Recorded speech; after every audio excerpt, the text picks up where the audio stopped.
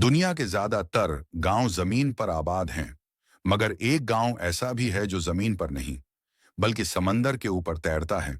जहां जमीन नहीं, मगर ईमान की बुनियादें मजबूत हैं। जहां घरों के नीचे नीला पानी बहता है और अजान की आवाज समंदर के लहरों पर गूंजती है।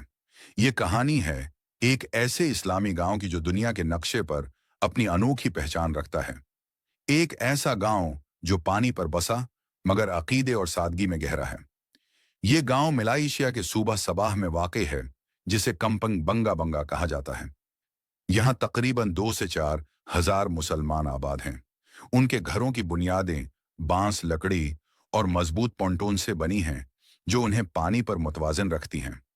पूरा गांव लकड़ी के पलों से जुड़ा हुआ है। लोग उन्हीं पलों पर चलकर घरों, मस्जिदों और बाजारों तक जाते हैं। इस गांव की बुनियाद 15वीं सदी में रखी गई, जब बोर्नियो के साहिली माहीगीर समंदर पर आरजी झोंपड़ियां बनाया करते थे।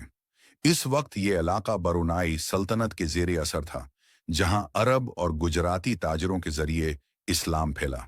वक्त के साथ ये झोंपड़ियां मुस्तकिल घरों में बदल गईं और यूं पानी के ऊपर एक मुकम्मल इस्लामी बस्ती वजूद में आ गई। यहाँ की जिंदगी सादा मगर ईमान से भरपूर है।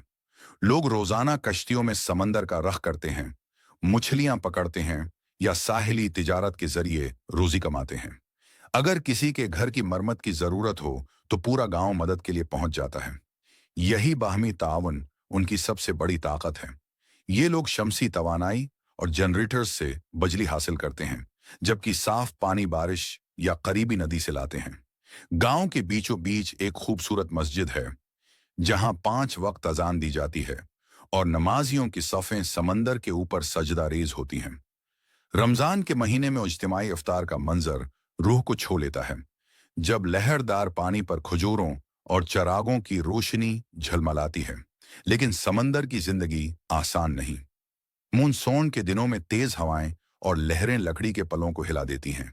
कश्तियों को संभालना मुश्किल हो जाता है, मगर उनका यकीन, सब्र और ईमान उन्हें हर तूफान के मुकाबले में मजबूत रखता है। ये गांव सिर्फ पानी पर नहीं, बल्कि ईमान पर कायम है। ये हमें सिखाता है कि अगर नीयत सच्ची हो तो जमीन हो या समंदर, जिंदगी का सुकून हमेशा यकीनी कामिल में मिलता है।